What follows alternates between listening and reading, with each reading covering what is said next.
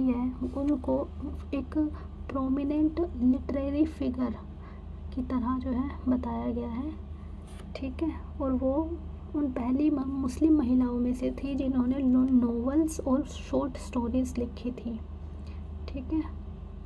अब यहाँ पे बताया गया है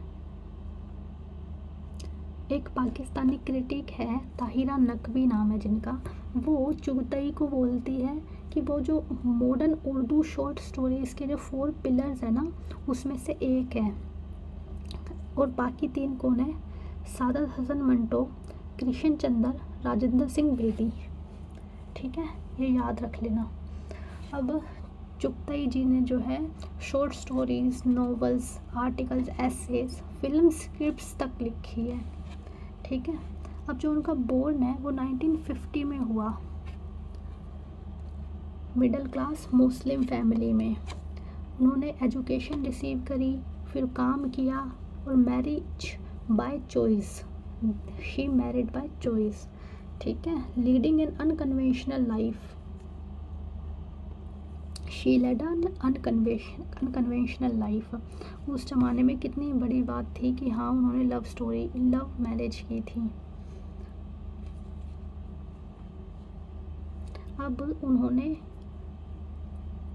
अब देखो एक कितना अजीब सा यहाँ पे बात लिखी हुई है कि she was a rebel not only in life but in death as well.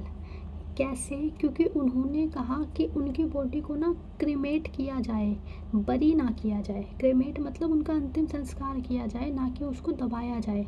जैसा मुस्लिम रीति रिवाज में मरणोपरांत जो है पर्सन को जो है डेड बॉडी को दफनाया जाता है, लेकिन हिंदू धर्म में क्या होता है, उनको जो है जलाया जाता है।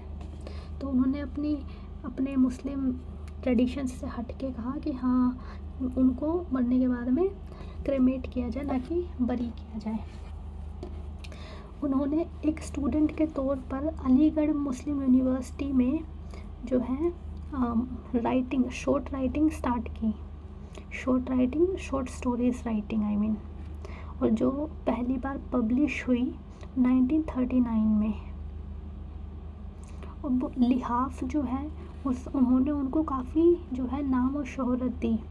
और जो लिहाफ है वो वुमेन्स की सेक्सुअलिटी के बारे में है, और इसने जो है कंट्रोवर्सी भी क्रिएट की थी। अब लिहाफ जो थी created a storm not just in literary circles but also in the public sphere as well। अब क्या कहता है कि ये लिहाफ जो है उनको उस पर जो है लिहाफ जो उन्होंने लिखी थी उसके ऊपर ऑब्ससेनिटी के चार्जेस लगे। ऑब्ससेनिटी क्या होता है कि जैसे जो मतलब अश्लील जिसको बोल सकते हैं, क्योंकि ये विमेंस की सेक्सुअलिटी की तरफ जो है ओरिएंटेड थी ये बुक, ठीक है। Lihaaf led to obscenity charges against Chughtai and Saadat Hasan Manto. 4 year trial के बाद में उनको जो है रिलीज़ कर दिया गया। अब यहाँ पे लिखा है कि Chughtai was mentored earlier on by Rashid Jahan who she had met at the progressive writers association conference in 1936। 1936 में जो है वो राशिद जहाँ से मिली, जो कि एक फाउंडिंग मेंबर थे प्रोग्रेसिव राइटर्स एसोसिएशन के, और उन्होंने जो है इन्फ्लुएंस किया उनके जो लिटरेरी करियर था उसको, ठीक है।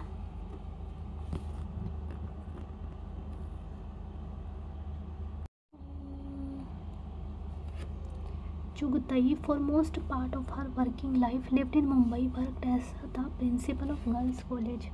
She met her husband Shahid Latif in Aligarh and married him in 1942.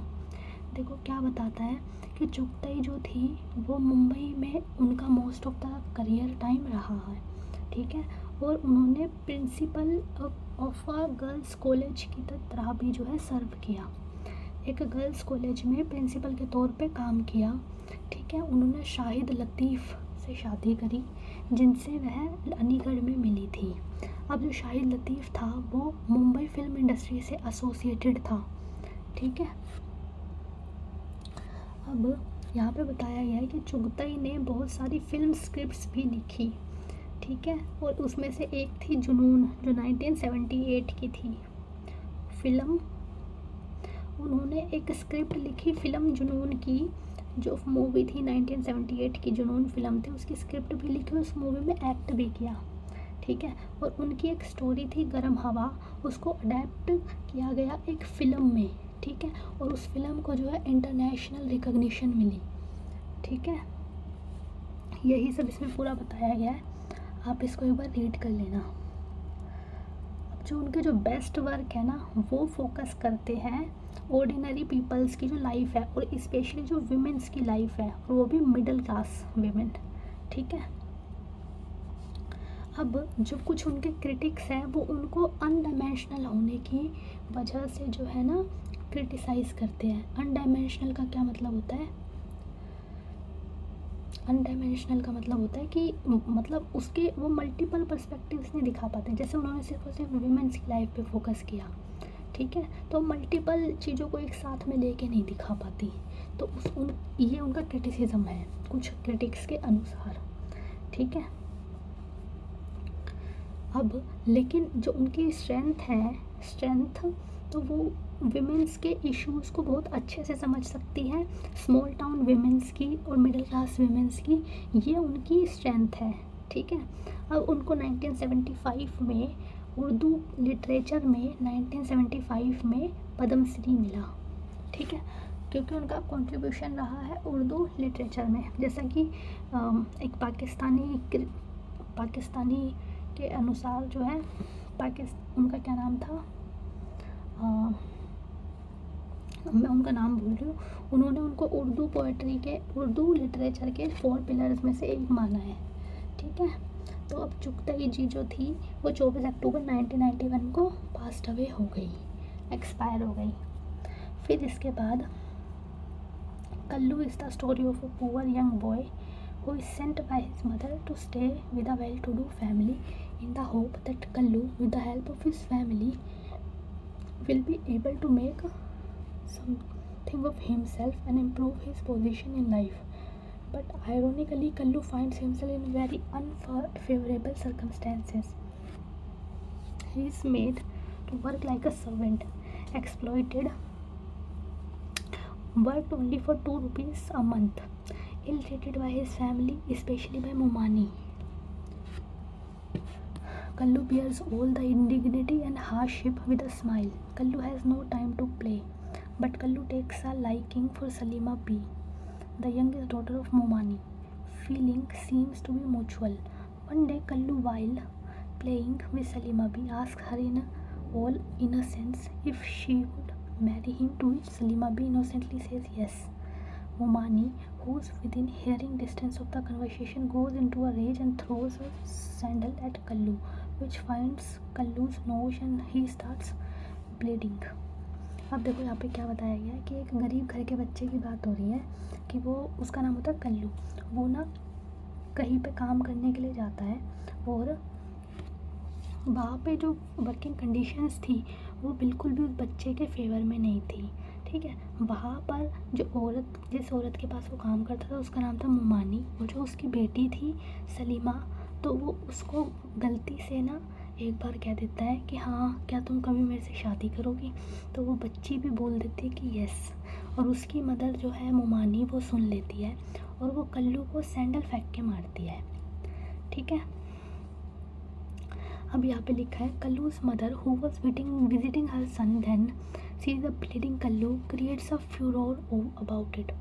अब जो कल्लू की माँ है वो देख लेती है अपने बेटे को पिटता हुआ, तो वो जो है एक ना सीन क्रिएट कर देती है, ठीक है। Momani throws both mother and son out of the house immediately. Kallu like all servants before him is forgotten very soon. अब यहाँ पे बताया गया है कि जैसे जो ये सर्वेंट्स होते हैं इनकी मालिक की नज़र में इनकी कोई वैल्यू तो होती नहीं है, तो बहुत ही जल्दी जो है कल्लू को भी भुला दिया गया, ठीक है. बट इधर लिखा है but Kallu returns years later to the same town as a young and handsome Mr. Din, the deputy collector. Once again, the relationship between Kallu, now Kaleem Sahab, for the family and his earlier masters is renewed, but on altered terms. Ironically, he is accepted back into the family for precisely the same reasons for which he was thrown out of in the first place, for expressing his desire to marry Salima भी. अच्छा, इसमें ये बताया गया है कि कल्लू जो है ना कुछ सालों बाद में वापस आ जाता है उसी टाउन में एक हैंडसम बॉय की तरह, यंग एंड हैंडसम बॉय की तरह, और अब जो है वो डिप्टी कलेक्टर बन जाता है. और इस बार जो है, पिछली बार उसको एक रीज़न की वजह से कि उसने सलीमा से पूछा था कि वो उससे शादी करेगी, इस डिज़ायर की वजह से जो है उसको बाहर कर दिया जाता है. इस बार उसको एक्सेप्ट इसी रीज़न की वजह से कर लिया जाता है फैमिली में वापस. ठीक है. The story illustrates the rigid class hierarchies that govern social intercourse in an Indian society. अब यहाँ पे हमें कास्ट हेरार्की देखने को नहीं मिलती, बट एक क्लास हेरार्की देखने को मिलती है कि एक गरीब है तो दूसरा अमीर है. ठीक है.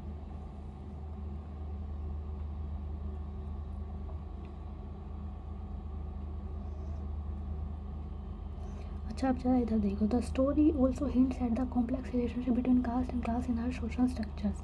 Kullu, despite his lowly social position, is able to improve his position in society, perhaps due to the fact that he is a Qureshi, a higher caste among Muslims.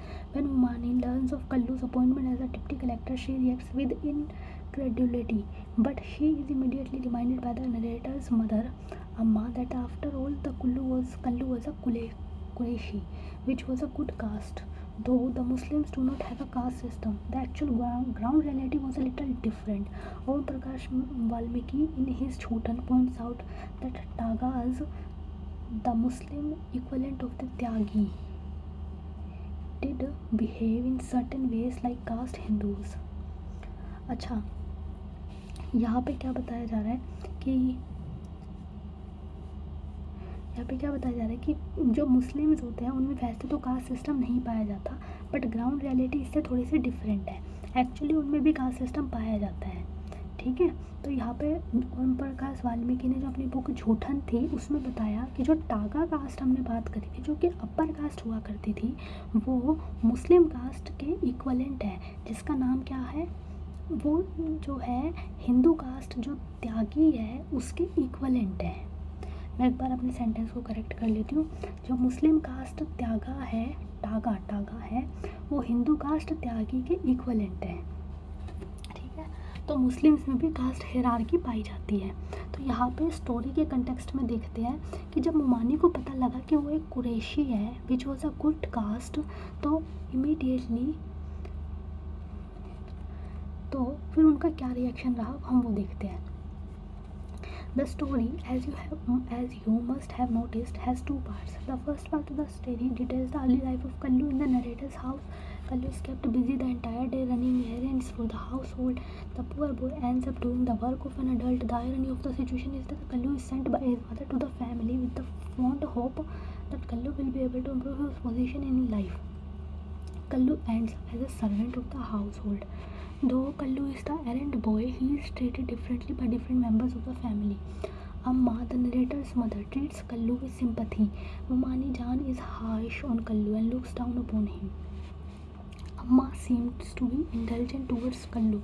Once Kallu is asked in a lighter vein who he was going to marry, Kallu, in all innocence, expresses his desire to marry Salima Bi, Mumani's daughter. Mumani's response to Kallu's innocent answer reflects Mumani's attitude. She not only abuses Kallu but also boxes his ears as well. क्या बताया गया है इसमें? इस story के जो है ना दो पार्ट है. जो पहली स्टोरी है ना वो कल्लू की अर्ली लाइफ के बारे में बताती है. ठीक है. जो अब पहले उसकी अर्ली लाइफ कैसी थी कि वो दूसरे शहर में गया तो था काम करने के लिए, कुछ अच्छा काम करने के लिए, बट उसको एंड में जो है एक सर्वेंट के तौर पे काम करना पड़ा. ठीक है. अब यहाँ पे किसी दिन वो जो है मजाक में कह देता है कि हाँ उसको मुमानी की जो बेटी है वो उससे शादी करना चाहता है. ठीक है. तो मुमानी उसको खूब पीटती है. ठीक है. तो यही सारी चीज़ें इसमें बता रखी हैं. The second part of the story presents an entirely different situation. In the course of life, the social status of Kallu as well as narrator's family has altered. क्या बताया गया है इसमें कि सोशल लाइफ जो है ना वो टाइम के साथ में उनकी चेंज हो जाती है। कैसे कि अब जो है कल्लू एक डिप्टी कलेक्टर बन जाता है, ठीक है, और Kallu now has achieved a higher social status than the narrator's family. He is deputy collector. On the other hand, the narrator's family has witnessed a declining social and economic position. In this older scenario, the family's response to Kallu's new social status is also fractured. Amma happy with Kallu's rising fortune, Mumani Jan is indignant. Mumani is unable to accept the new Kallu, who has retained his love for Salima B. When Amma reminds Mumani Jan of the ill treatment she had meted out to Kallu, she is even more indignant. But this indignation is also mixed with guilt and anxiety as well. Mumani is unable to accept the altered situation because it entails an addition of her guilt. However, Kallu makes it easy for Mumani Jan by restoring the former hierarchy. He pleads with Mumani Jan for Salima B hand in marriage and addresses her as Dulhan B, the way he used to address her when he worked in their house. Once the former hierarchy is restored, at least in a symbolic way, Kallu is accepted by Mumani Jan. She is addressed as Amma B by Kallu. This is symbolic shift. Mumani Jan is turned from the master Dulhan B to mother Amma B. अच्छा, देखो यहाँ पे क्या बोलता है कि हाँ जैसे ही उसका सोशल स्टेटस चेंज हुआ कल्लू का, तो जो मुमानी बी थी वो चेंज हो जाती है। वो अब एक डिप्टी कलेक्टर जो उनका डिप्टी कलेक्टर जो है सोशल हायरार्की में काफ़ी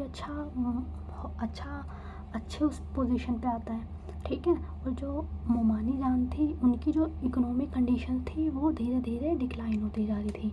तो अब इस बार जैसे वो कल्लू पूछता है मुमानी जान से उसकी बेटी की शादी करने के लिए, तो मुमानी जान हाँ कर देती है, ठीक है। तो हमें ये क्या सिम्बलाइज़ कराता है कि जब वो बच्चा गरीब होता है, ठीक है, तो वो उसको कैसे ट्रीट करती है, और जब वो अमीर बन जाता है वो अपनी बेटी का हाथ भी उसको दे देती है, ठीक है। हमें ये बताता है कि सोशल स्टेटस कितना ज़्यादा मैटर करता है। अब जो है हम ये बोसम फ्रेंड करेंगे।